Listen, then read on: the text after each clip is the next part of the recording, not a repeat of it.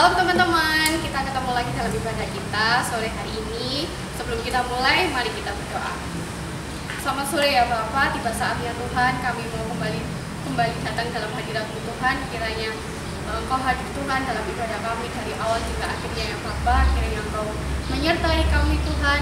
Kiranya kami juga boleh memperoleh firman-Mu Tuhan, sehingga kami boleh dikenyangkan oleh firman-Mu ya Bapak. Kami siap untuk memulai ibadah hari ini. Haleluya, amin.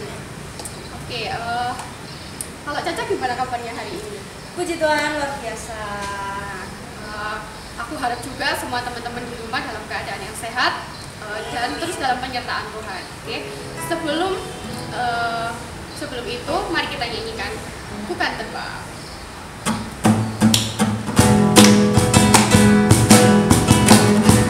Kalau mau berdiri juga boleh berdiri ya.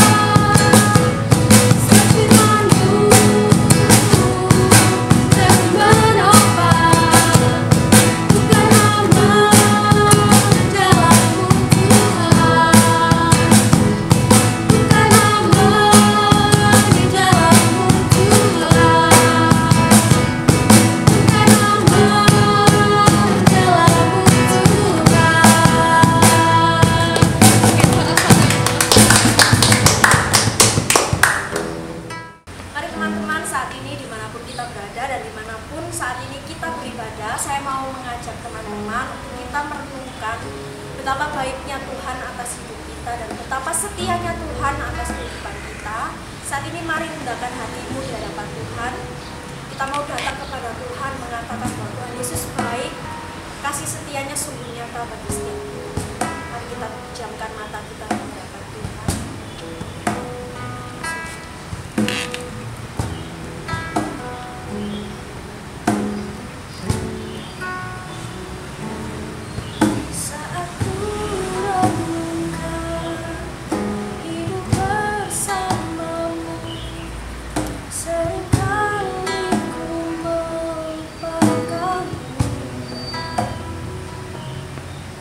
Berjalan sendiri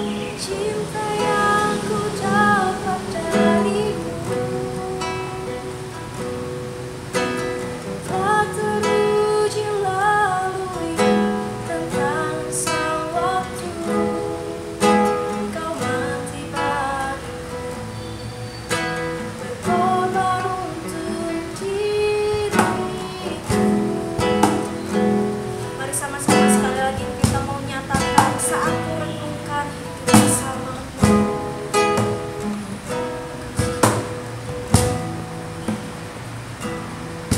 Saat merenungkan hidup bersamamu, seringkali ku melupakanmu, berjalan sendiri seakan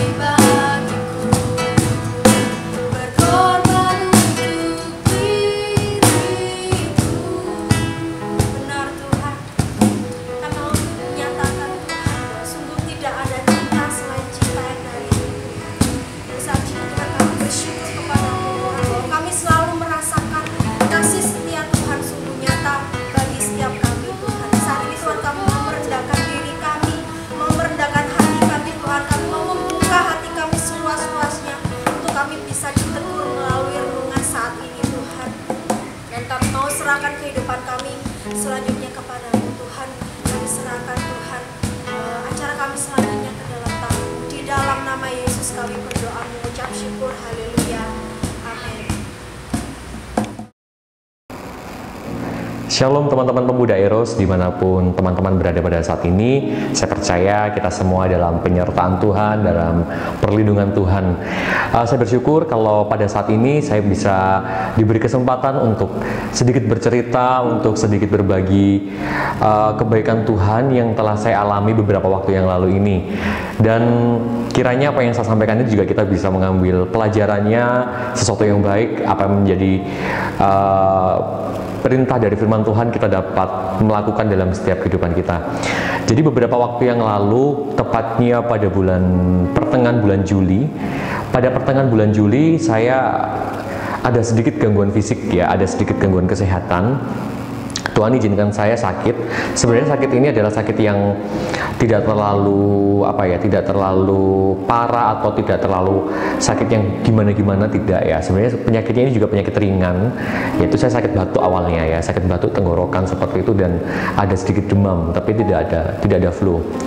Seperti biasa ketika saya merasakan gak enak badan itu saya langsung bawa ke dokter ya, saya langsung atasi dengan obat dan puji Tuhan saat itu juga beberapa waktu itu sembuh. Nah, ketika sudah sembuh memasuki minggu yang kedua, saya melakukan aktivitas saya seperti biasa ya. Saya pagi juga jogging, olahraga, kemudian setelah itu juga melakukan kegiatan yang lain, mengurusi kuliah dan juga ada urusan kerjaan seperti itu. Nah, tetapi di minggu-minggu yang selanjutnya, minggu kedua tersebut, saya juga merasakan sakit saya ini kok kembali lagi ya, muncul lagi seperti itu.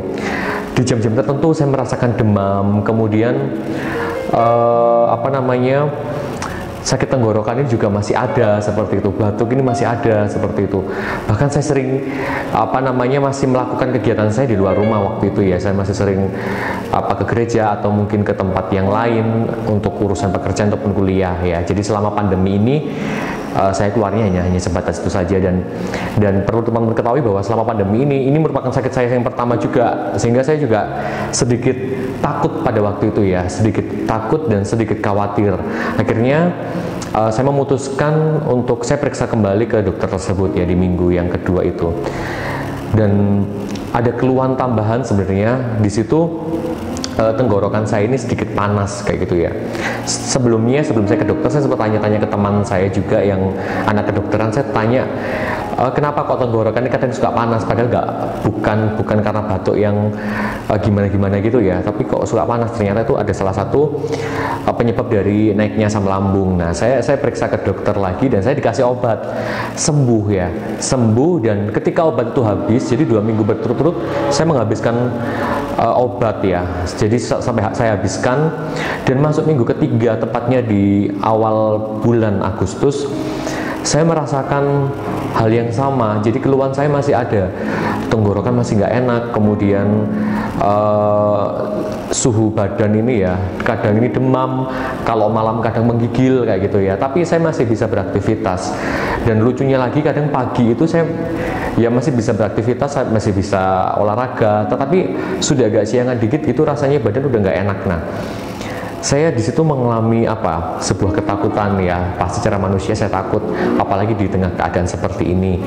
Kemudian saya tidak bisa melakukan kegiatan saya yang lain, otomatis kegiatan pekerjaan saya, kuliah saya pun juga beberapa hal yang harus saya kerjakan akhirnya semua juga terbengkalai, pelayanan pun juga seperti itu. Nah, pada hari Rabu minggu pertama bulan Agustus saya memutuskan untuk saya check up ke rumah sakit.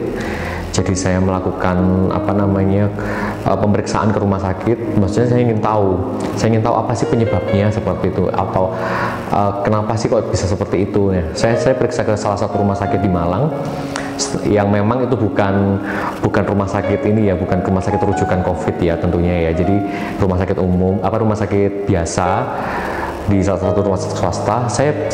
Saya pergi ke sana dan ketika ketemu dokternya, saya menyampaikan keluhan-keluhan saya ini, dan dokter mengharuskan saya untuk uji lab.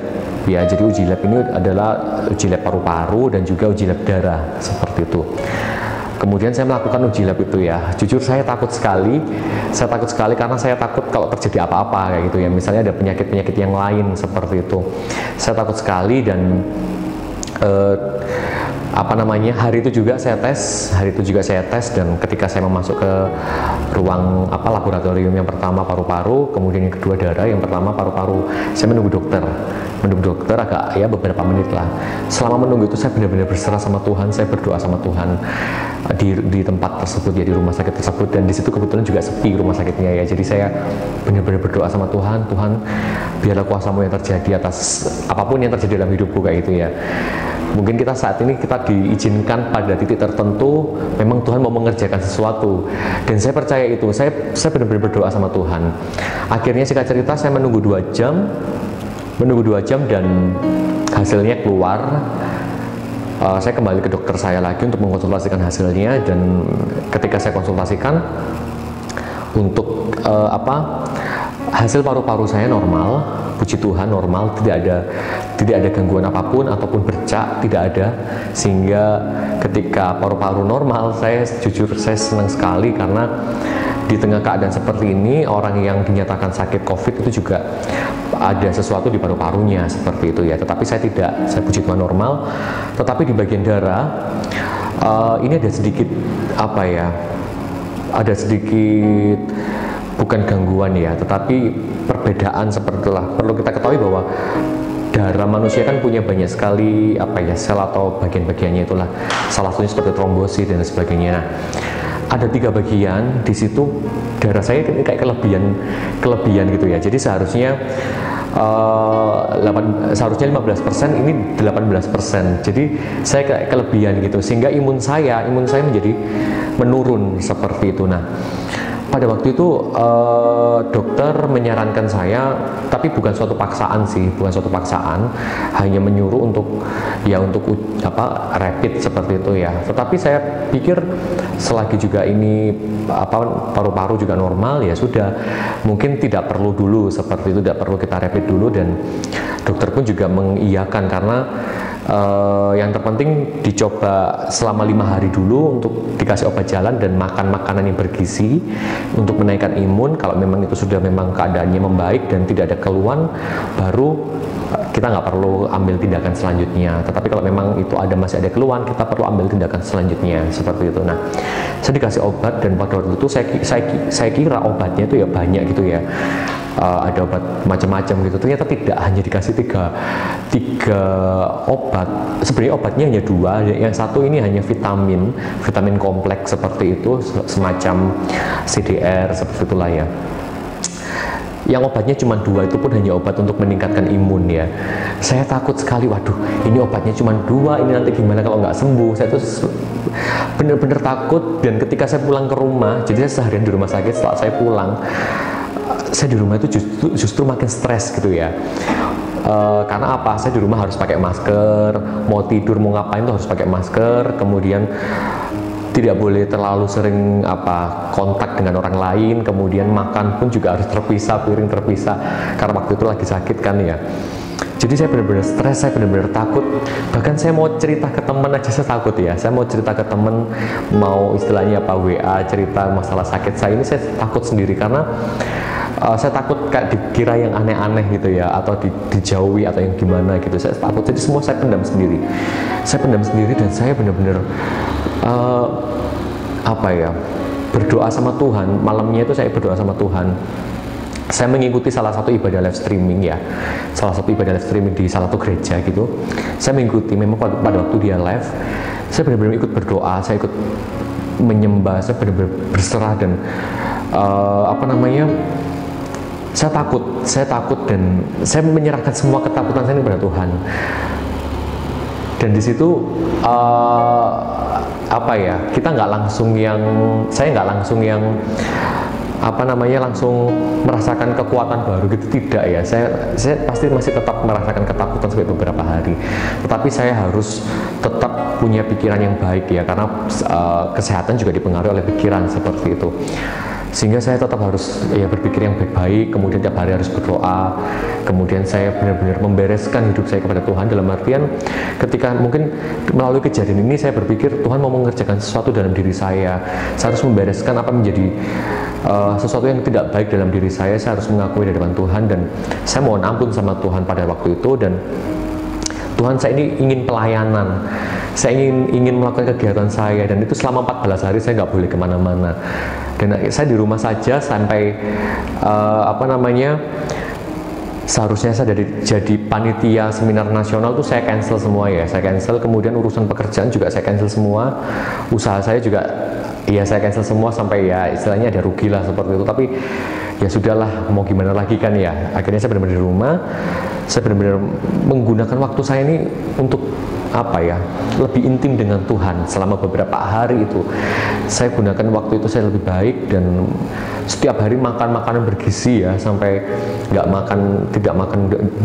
makan gorengan, tidak yang berminyak-minyak, kemudian tidak sambal, tidak yang micin-micin kayak gitu, sampai berat badan saya pun turun drastis waktu itu kurang lebih 5 sampai 8 kilo kayak gitu. Tapi puji Tuhan, melalui itu semua pada hari ke berapa harusnya kan saya di rumah 14 hari, sekitar hari ke 10, kurang lebih hari ke 10 setelah saya bed rest total itu, biasanya kalau orang sakit pasti kan hari ini menunjukkan gejala yang semakin baik. Ini enggak, saya waktu itu masih batuk-batuk tapi besoknya, keesokan harinya itu benar-benar hilang total, bukannya yang menurun gitu, enggak, tapi ini benar-benar yang hilang total.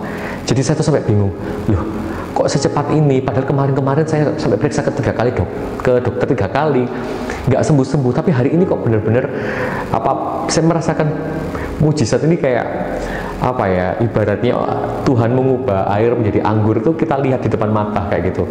Saya merasakan sendiri. Jadi yang kemarin masih batuk, demam dan segala macamnya, masih ada rasa nggak enak di badan, besoknya benar-benar disembuhkan, dan sampai hari ini saya bisa ada itu ya karena mujizat Tuhan, karena pertolongan itu tadi. Nah, di situ saya bersyukur sama Tuhan, saya mengucap syukur sama Tuhan, dan saya memetik sebuah pelajaran bahwa ketika kita hidup dalam kekhawatiran, ketika kita hidup dalam ketakutan yang berlebihan, mungkin itu nggak akan menjadi sesuatu yang makin baik kayak gitu, dan di situ akan menjadi semakin memperburuk keadaan kita. Nah, yang mau saya bagikan ke teman-teman pada saat ini adalah apapun yang terjadi pada diri kita pada saat ini, mungkin kita lagi dalam keadaan perekonomian yang kurang baik, dalam keadaan pekerjaan yang kurang baik, atau mungkin dalam studi kita dalam keadaan yang kurang baik, kita tetap percaya sama Tuhan bahwa apapun yang terjadi, apapun yang kita alami, semuanya tetap dalam kendali Tuhan.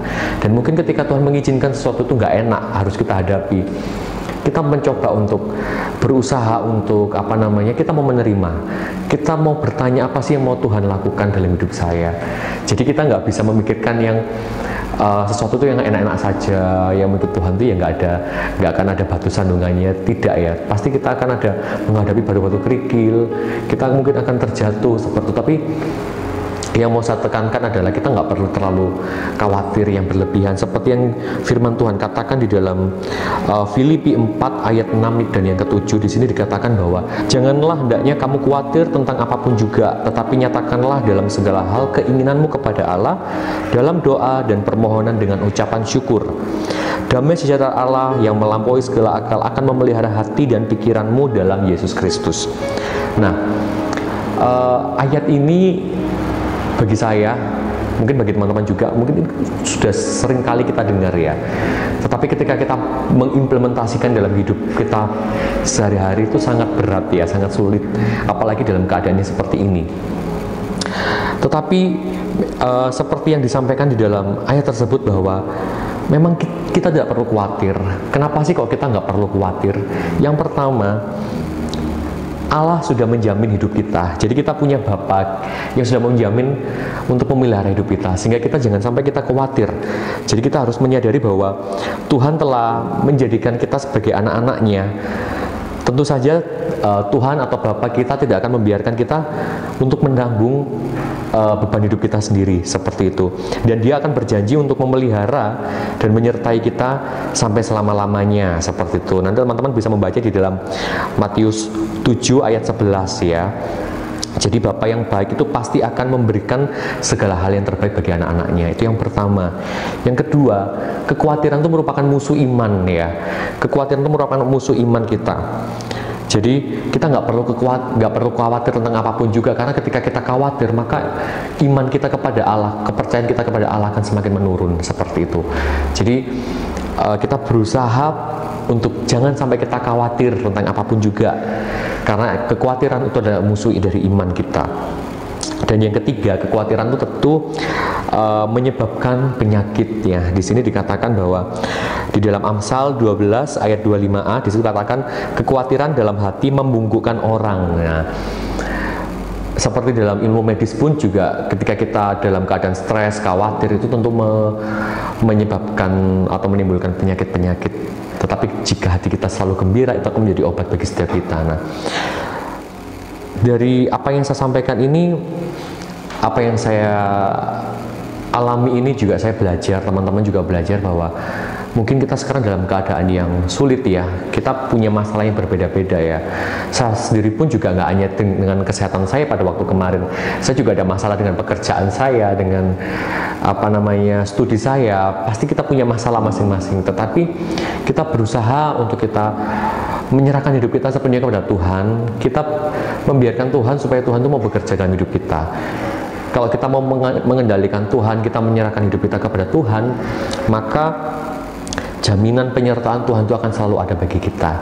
Jadi buat teman-teman di rumah, melalui apa yang saya sampaikan ini, kita sama-sama untuk menyerahkan hidup kita sepenuhnya kepada Tuhan. Nggak perlu khawatir tentang masa depan kita, tentang kehidupan kita ke depan mau jadi seperti apa yang mau kita makan besok. Kita nggak perlu khawatir, karena Tuhan sudah menjanjikan bahwa Tuhan akan menyertai kita sampai akhir, dengan catatan kita mengerjakan apa yang menjadi bagian kita, apa yang menjadi tugas kita, kita kerjakan dengan sungguh-sungguh. Nah, kuncinya adalah yang pertama, tetap berserah, tetap berdoa, dan tetap bersyukur seperti itu. Jadi ada 3TB ya, tetap berserah, tetap berdoa, dan tetap bersyukur. Itu janji Tuhan, dan itu yang harus kita penuhi di dalam setiap kehidupan kita. Sebagai ayat penutup, saya akan bacakan dari Filipi 4 ayat yang ke-8 ya. Di situ katakan, jadi akhirnya saudara-saudara semua yang benar, semua yang mulia, semua yang adil, semua yang suci, semua yang manis, semua yang sedap didengar, semua yang disebut kebajikan dan patut dipuji, pikirkanlah semuanya itu. Jadi kita harus punya pikiran yang baik-baik ya. Jangan sampai kita khawatir, kita harus memikirkan hal-hal yang baik, yang mulia, karena itu semua yang harus kita pikirkan sesuai dengan apa yang Tuhan perintahkan melalui Filipi 4 ayat yang ke-8 ini. Saya sampaikan terima kasih untuk waktu yang telah diberikan kepada saya. Kiranya apa yang saya sampaikan ini bisa benar-benar menjadi berkat bagi kita semua. Kita jangan melangkah dengan kekhawatiran, tetapi kita mau melangkah dengan iman, percaya kepada Tuhan bahwa Tuhan akan menyertai setiap kehidupan kita. Tuhan Yesus memberkati. Mari kita berdoa. Kami mengucap syukur ya Tuhan untuk anugerah Tuhan, untuk berkat Tuhan. Kalau hari ini kami boleh beribadah kepada Tuhan, kalau hari ini kami boleh mendengarkan sedikit kesaksian ya Tuhan, kami bisa berbagi cerita ya Tuhan. Itu semuanya karena kebaikan Tuhan bagi setiap kami. Kalau Tuhan sudah menyertai kami Tuhan, kami percaya Tuhan akan tetap selalu ada buat kami. Apapun keadaan kami, apapun musim hidup kami percaya Allah yang sama, Allah akan tetap menyertai setiap hidup kami ya Bapak. Tuhan Yesus memberkati untuk teman-teman kami yang sudah mendengarkan sharing ini ya Bapak. Kiranya apa yang mereka dengar Tuhan, mereka dapat melakukan dalam setiap kehidupan mereka sehari-hari ya Bapa, dan Tuhan akan memampukan kami untuk kami bisa melakukan firman-Mu Tuhan, untuk kami bisa melakukan apa yang menjadi kehendak Tuhan dalam hidup kami. Terima kasih Bapa, terima kasih Yesus. Kami serahkan hidup kami serahkan setiap pergumulan kami Tuhan. Mungkin kami memiliki permasalahan, Engkau Tuhan yang jauh lebih tahu Tuhan atas apapun yang terjadi dalam hidup kami, dan kami mau menyerahkan hidup kami sepenuhnya di dalam tangan Tuhan. Kami mau hidup dalam iman kepercayaan kami kepada Tuhan, sehingga apa menjadi janji Tuhan dalam hidup kami semua dapat tergenapi. Terima kasih Bapak, terima kasih Yesus. Kami serahkan hidup kami hanya di dalam nama Tuhan Yesus Kristus. Haleluya, amin. Tuhan Yesus memberkati.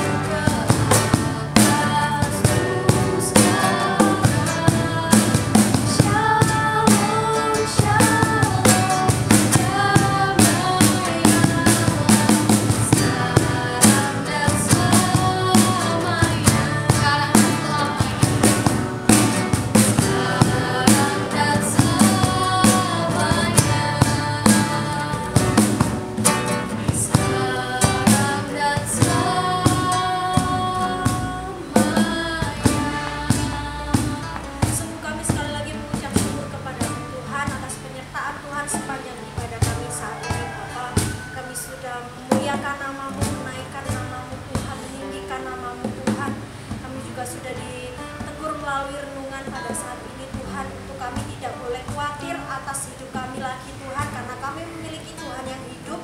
Kami memiliki Allah yang setia, yang selalu sanggup menolong setiap kami dan memberikan kekuatan kepada kami Tuhan. Terima kasih Bapak buat permintaan-Mu.